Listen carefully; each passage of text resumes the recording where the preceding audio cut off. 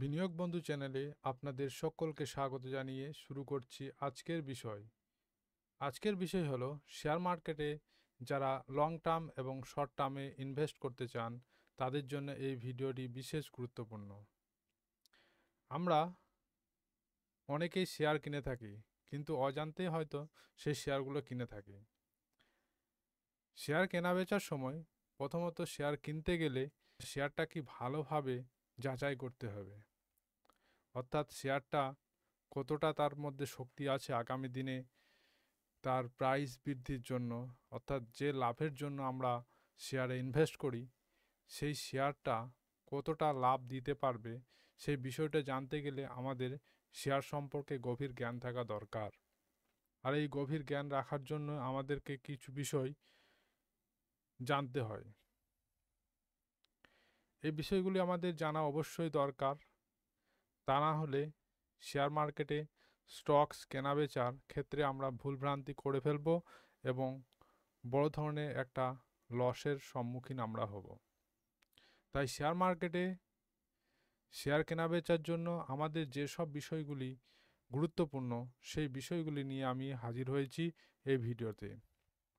যারা শেয়ার মার্কেটে খুবই ইন্টারেস্টেড তাদের জন্য এই ভিডিওটা বিশেষ করে, কেননা এই বিষয়গুলি সঠিকভাবে জানতে পারলে যে কোনো শেয়ার কেনার ক্ষেত্রে তাদের কোনো রকম ভুল ভ্রান্তি হবে না, তার ফলে তারা সঠিক শেয়ারটি নির্বাচন করতে পারবে।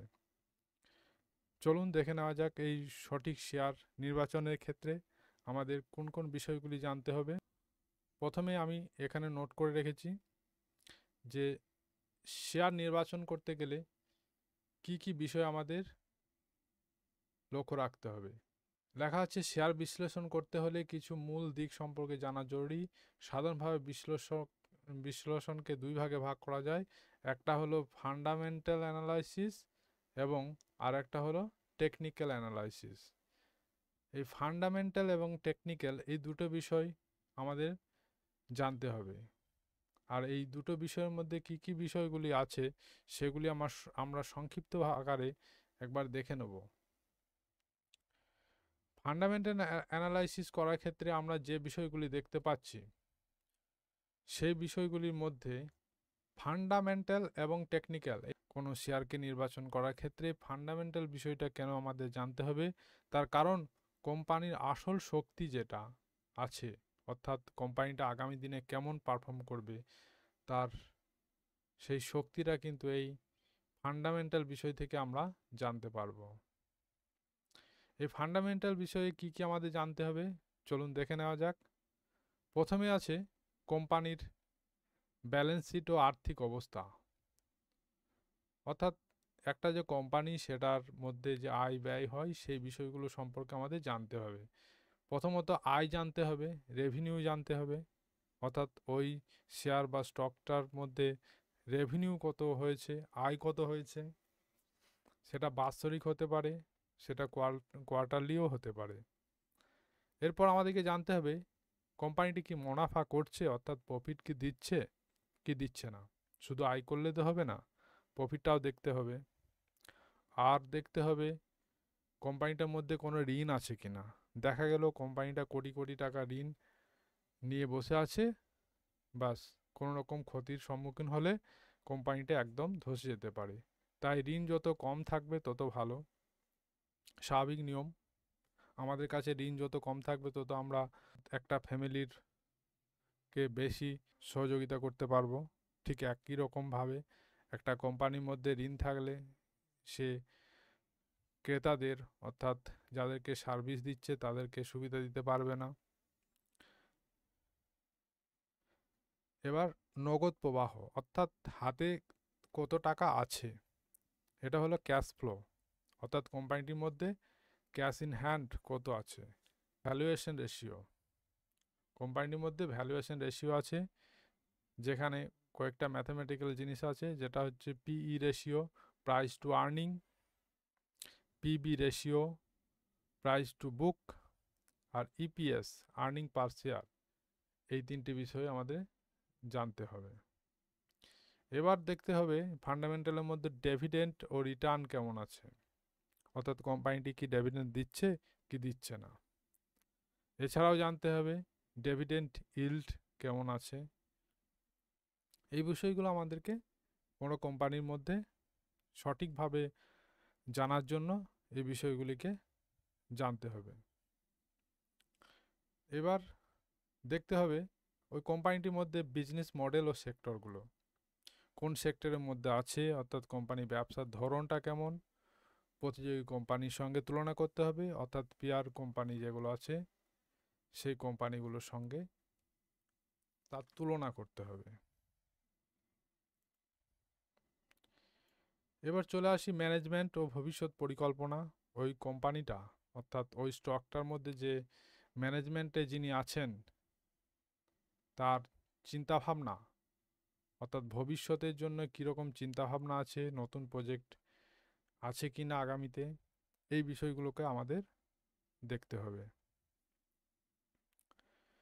এবার চলে আসি অন্যান্য বিষয় যেরকম মার্কেট এবং অর্থনৈতিক পরিস্থিতি। এবার শুধু কোম্পানির ভিতরকার অবস্থা দেখলে হবে না, কোম্পানিটির মধ্যে বাইরে কি কি বিষয় চলছে সেই বিষয়গুলোও লক্ষ্য রাখতে হবে। অর্থাৎ মার্কেট ও অর্থনৈতিক পরিস্থিতি আমাদের জানতে হবে, সরকারের নীতি জানতে হবে, ইন্ডাস্ট্রির ট্রেন্ডটা কীরকম আছে তা জানতে হবে, এবং আন্তর্জাতিক বাজারে এর এর উপর প্রভাব পড়বে কিনা সেই বিষয়গুলো আমাদের জানতে হবে। এগুলো গেল ফান্ডামেন্টাল বিষয়, অর্থাৎ মার্কেটের মধ্যে কি কি পরিস্থিতি আছে তার উপর। এবার আমরা দেখব টেকনিক্যাল অ্যানালাইসিস। টেকনিক্যাল অ্যানালাইসিসটা বিশেষ করে চার্টের ভিত্তিতে বোঝা যায়, অর্থাৎ শেয়ারের প্রাইস কেমন বাড়ছে, আর্নিং কেমন বাড়ছে, এগুলো চার্টের ভিত্তিতে আমরা দেখতে পাই। যে বলা হয়েছে এখানে এখানে চার্ট ও দাম ভলিউম প্যাটার্ন বিশ্লেষণ করা হয়। যে বিষয়গুলি দেখা দরকার এই টেকনিক্যাল অ্যানালাইসিসের ক্ষেত্রে ওই স্টক বা শেয়ারের কি কি বিষয় আমাদের জানতে হবে। প্রথমত জানতে হবে প্রাইস চার্টটা দেখতে হবে, শেয়ারের দাম কিভাবে বাড়ছে বা কমছে এই বিষয়গুলো জানতে হবে। দ্বিতীয়ত দেখতে হবে আমাদের সাপোর্ট রেজিস্ট্যান্স, অর্থাৎ ওই যে স্টক উপরে উঠে গেল আবার নিচে নেমে এলো, এর মধ্যে সাপোর্ট কোথায় এবং রেজিস্ট্যান্স কোথায় সেগুলো আমাদের জানতে হবে। এবার জানতে হবে মুভিং মুভিং অ্যাভারেজ।